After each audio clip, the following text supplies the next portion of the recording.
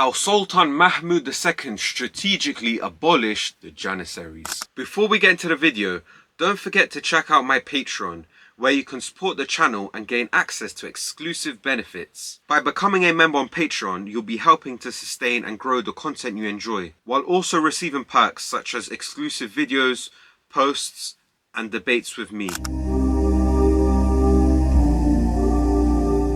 The Ottoman Empire and the Janissary cause are almost synonymous, with the two being closely associated to each other throughout Europe. The origins of the Janissaries can be traced back to the late 14th century, more specifically during the reign of Murad I. It is believed that by 1380 the Ottoman sultans would take the strongest Christian boys from the Balkans and also Anatolia and raise them through the infamous Devshirme system. Upon entering the Devshirme system, these Christian boys would be raised to serve the Sultan. This occurred in many ways, with some being brought up as soldiers, provincial governors, military commanders, and grand viziers. The Ottomans used the Janissaries in all major campaigns and was one of the driving factors as to why the empire's borders expanded drastically. The Janissaries were a part of the conquest of Constantinople in 1453, as well as the defeat of the Mamluk Sultanate in 1517, as well as the wars with Austria and Hungary during the 15th and 16th centuries. However, by the 17th century, the Janissary cause began to lose its power and had ceased to function as an elite military unit. Many Janissaries weren't even soldiers and simply extorted money from the state and dictated the government, which is believed to be one of the driving factors as to why the Ottoman Empire experienced a steady decline during the 17th century and onwards, as the focus of the Janissaries shifted from military success to financial gains.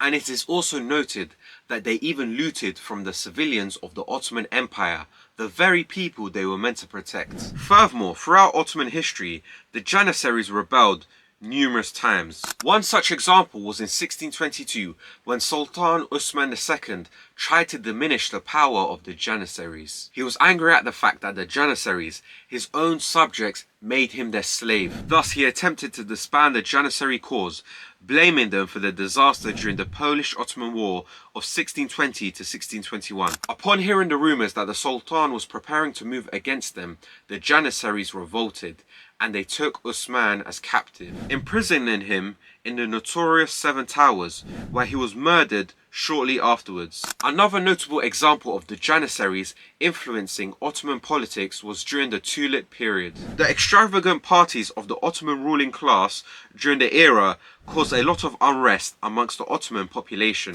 as in September 1730, the Janissaries, headed by Potrana Halil, backed in Istanbul by a rebellion of 12,000 Albanian troops, caused the abdication of Sultan Ahmed III and the death of the Grand Vizier Damad Ibrahim.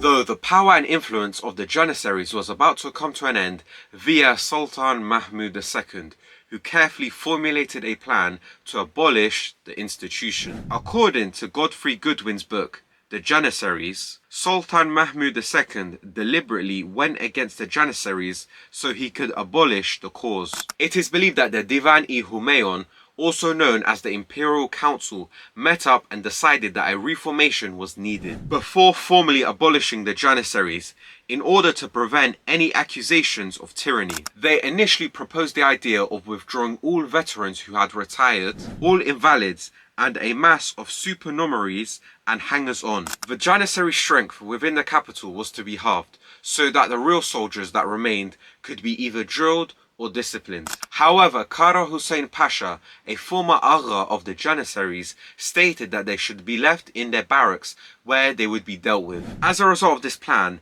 they then set out about bribing and flattering the senior officers and then called them in for a consultation. This unprepossessing clique of dignitaries, including the Agha, Mehmeti Etin, the Intendant General, Hassan Agha, and the Chief Cook, Ibrahim Agha, who did no cooking but was Quartermaster General. The plan for reform was explained to these generals, in which the plans included a promotion for themselves. And it is noted that on the 25th of May 1826, the Divan met up to discuss a series of reforms that would be implemented amongst the Janissaries. During the council, Mehmed Selim Pasha even admitted that the Janissaries did not want to get involved in war due to the fact that it could destroy them. Their decadence was due to the weakening of their faith, neglect of old laws of discipline, and the death of the spirit of the Ghazis. They then settled a number of issues which included pay and pensions, as well as medical care for the sick and wounded men. Furthermore, the parade ground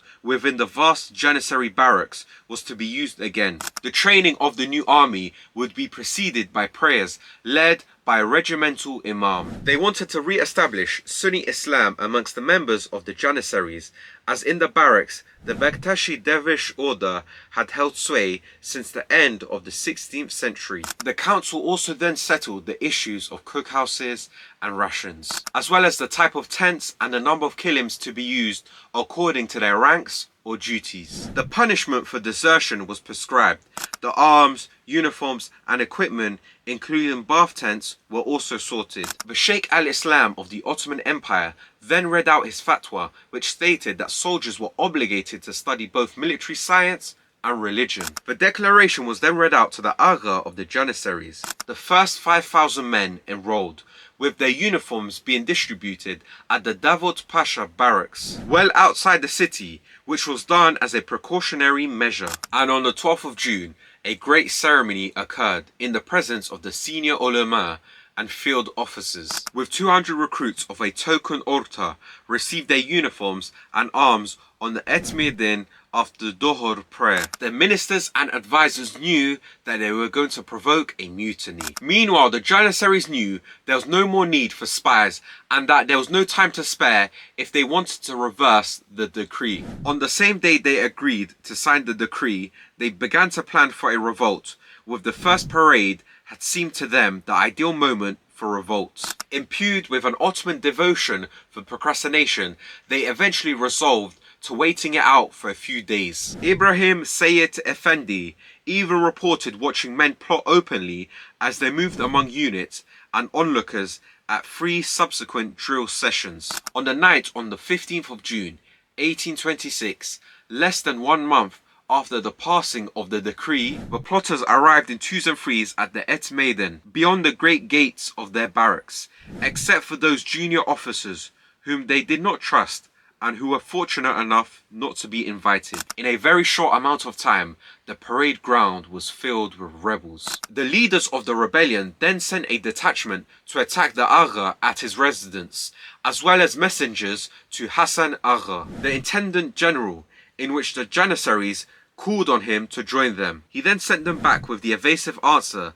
that he would come as soon as various commandants who he had summoned arrived. Although he escaped the trap laid out for him, he then awaited for his officers' alarm. Meanwhile, the detachment sent against the Agha, Mehmet Si Etin, escaped due to the fact that he was on a toilet when the mob arrived, and at dawn the cauldrons were dragged out of their barracks, and others were borrowed from the barracks of the armories and of the saddlers nearby, until an ominous pile had been stacked. At the same time, sergeants were sent to Yeddikul and Kidrid Havens for all the city's ruffians, calling on them to join the rebellion. They then spread a rumour that the Grand Vizier, the Agha of the Janissaries, and chief officers were all dead, and called upon them to pillage the city of Constantinople. Some of the soldiers went towards the palace of the Grand Vizier and also the Sublime Porte. Some of the Janissaries were running through the city, crying for the blood of all those who signed the decree. They threatened to take the ulama's wife and children and to sell their pubescent sons for 10 piastres and their clothes for 5. They then ordered shops to take down their shutters, promising them a diamond in compensation for any article that was stolen. The city was more than alarmed. It had reached the shores of terror. The behavior of the Janissaries ensured that no honest citizen would regret their destruction. As a result, many of the Ottoman hierarchy, including the Grand Vizier's brother and his intendant, met with Kara Hussein Pasha and Mehmed Pasha, where they were summoned to a rendezvous with all the men they could muster at the Yali kiosk. Kibrisli Mehmet Emin Pasha, the intendant of the palace treasury, asked the Sultan for permission to unfurl the banner of the Prophet Muhammad sallallahu alaihi wasallam. He also told Sultan Mahmud to confront the soldiers head on. Furthermore, messages had also gone out to the ulama class as a whole, including the ubiquitous students, to rally in defense of the throne. Similar messages were then sent out to senior officials and officers, including the intendant of the Tersan, the general of the artillery, and the commandants of the sappers and bombardiers, ordering them to bring their forces to the palace. Soon after, the Sultan embarked for the palace, followed by other officers. When he arrived to the palace, he questioned the ministers on what should be done with the Janissaries, who had been treated generously, and answered only with insurrection, in which the response by the ministers and ulama was victory or death. However, the Divan personally advised the Sultan not to engage in the fighting, but rather to bring out the aforementioned banner of the Prophet Muhammad sallallahu alaihi wasallam. It was then brought to the Blue Mosque, where it was unfurled at the top of the minbar. In the aftermath, a fight ensued between the Ottoman government and its supporters against the Janissaries on the streets of Constantinople and other cities within the Ottoman Empire. The battle resulted in a large number of deaths within the Janissaries. Furthermore, the Janissary barracks was set ablaze by artillery fire, resulting in an estimated 4,000 deaths, and it is suggested by the end of 1826 the remainder of the Janissary corps were put to death by decapitation in the Thessaloniki fort, which became known as the Red Tower. Those Janissaries that survived the battle were either imprisoned or they fled, as well as the fact that their possessions were confiscated by the Sultan. The younger and older Janissaries were also reprimanded, with them being either imprisoned or exiled. However, some remained free, such as those who showed competence and promise, or those who performed diplomatic or military duties were allowed to stay on in the Ottoman Foreign Ministry or join the new Ottoman army as officers. The Bektashi Sufi order, a core institution of the Janissaries, was outlawed, and their followers were either executed or exiled. In the aftermath, a new modern cause was established, known as the Asakir-i Mansure-i Mohammediyya, which translates to the victorious soldiers of Muhammad. This was established by Mahmud II to guard the Sultan and replace the Janissaries. Many ordinary Janissaries, especially in the provinces, began rogue revolts and demanded autonomy. Christians in the Balkans became very hostile to their Muslim neighbours and began to rally against the new Turkish armies sent from Constantinople. However, some Janissaries survived, keeping a low profile and taking in ordinary jobs.